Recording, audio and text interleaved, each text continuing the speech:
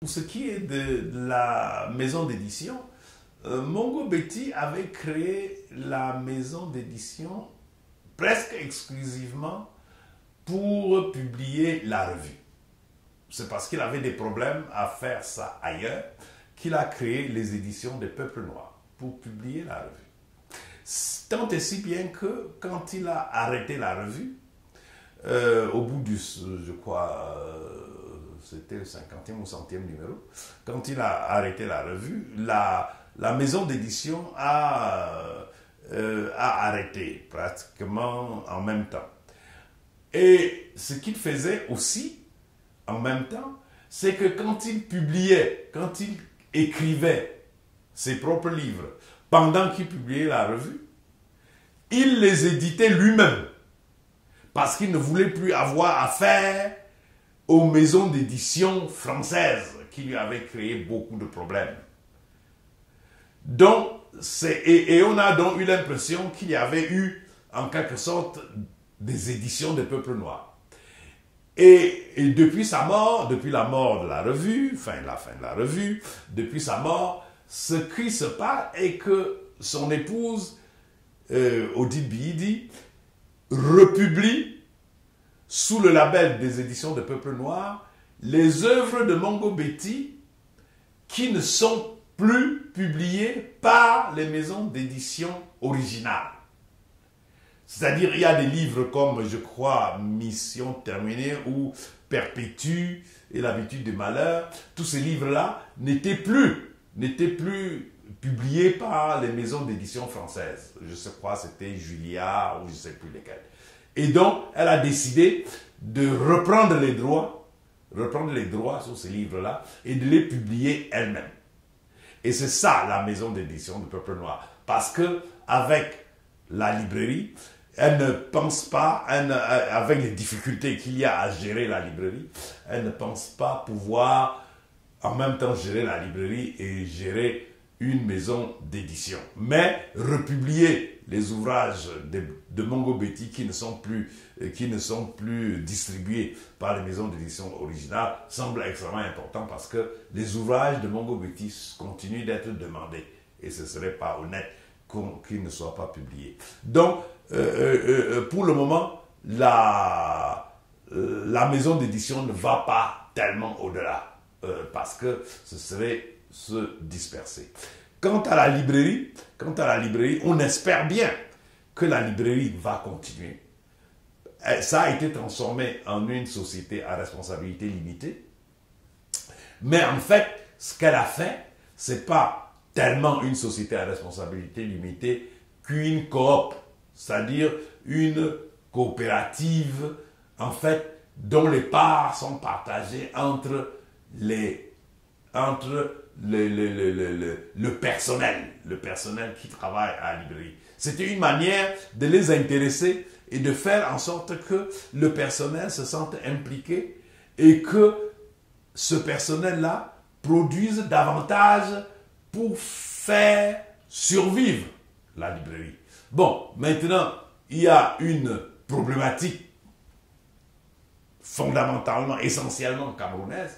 Est-ce que ce personnel-là va se sentir si obligé que cela de faire vivre la librairie, c'est-à-dire changer sa manière de voir, changer sa manière de travailler, de telle manière que si ce personnel est abandonné à lui-même, en lui disant, bon, on vous a fait on a créé une coopérative, débrouillez-vous pour que cette coopérative survive, est-ce que ce personnel va réussir? C'est là l'enjeu.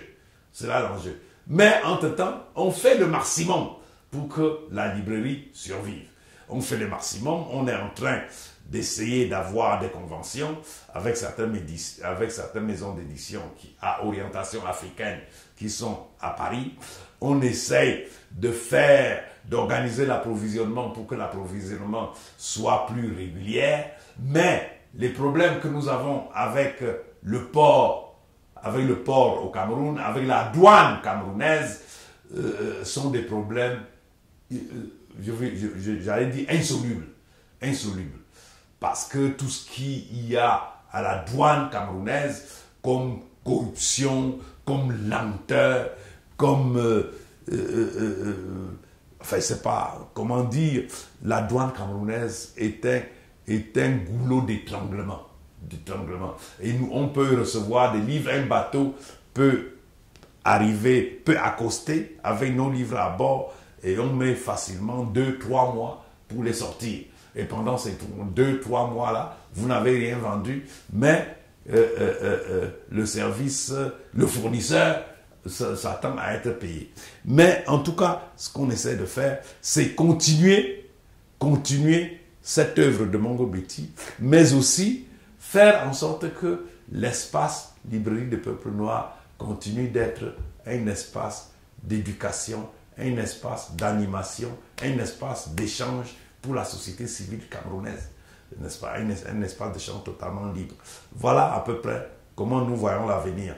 Peut-être qu'on pourra étendre le travail aux éditions, mais pour le moment, disons que la librairie nous donne suffisamment de travail pour qu'on ait envie de penser à autre chose ou envie d'élargir.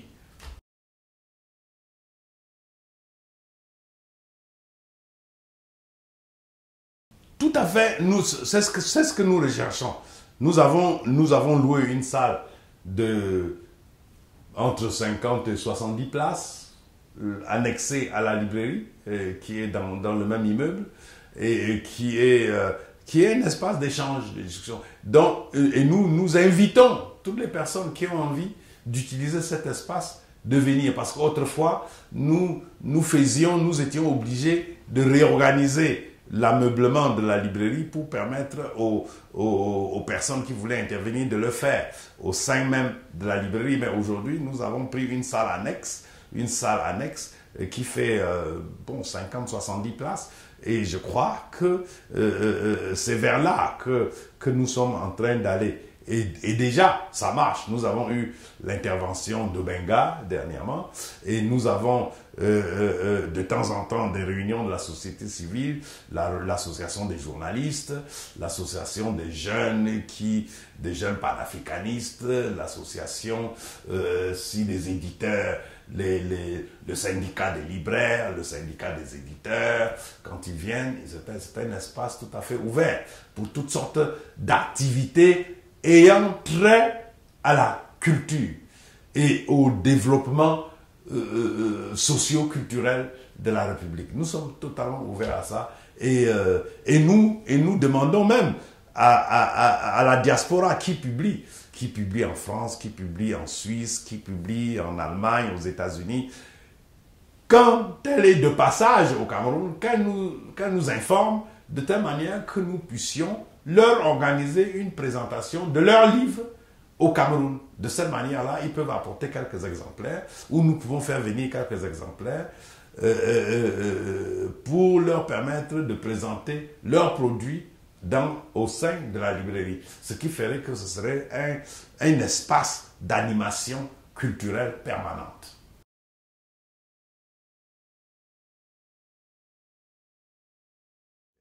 Une société civile bien construite, ça n'existe pas ou c'est difficile de l'avoir. Parce que je donne ça comme c'est une supposition, c'est une hypothèse. On a l'impression que le quotidien est tellement difficile que prendre le temps dans ce quotidien difficile pour s'organiser, pour construire ensemble, est devenu impossible. Mais ce que les jeunes, ce que je leur dis, ce qu'ils doivent comprendre, c'est que c'est difficile de réussir seul dans son coin. C'est difficile, à la limite c'est impossible. Même nous autres enseignants, c'est difficile de réussir seul. On ne réussit que quand on fait équipe. On ne finance que les équipes de recherche. On ne finance pas les individus. C'est quand on fait équipe qu'on peut échanger d'idées, qu'on peut construire ensemble. Et les jeunes, ce qu'ils devraient faire, c'est de comprendre qu'il faut qu'ils se mettent ensemble. Et que quand ils se mettent ensemble, ils construisent ensemble. Pas que chacun vienne dans le groupe tirer une idée qui peut lui permettre de faire sa route et s'en aille. Ouais, ça, il y a beaucoup de ça aussi.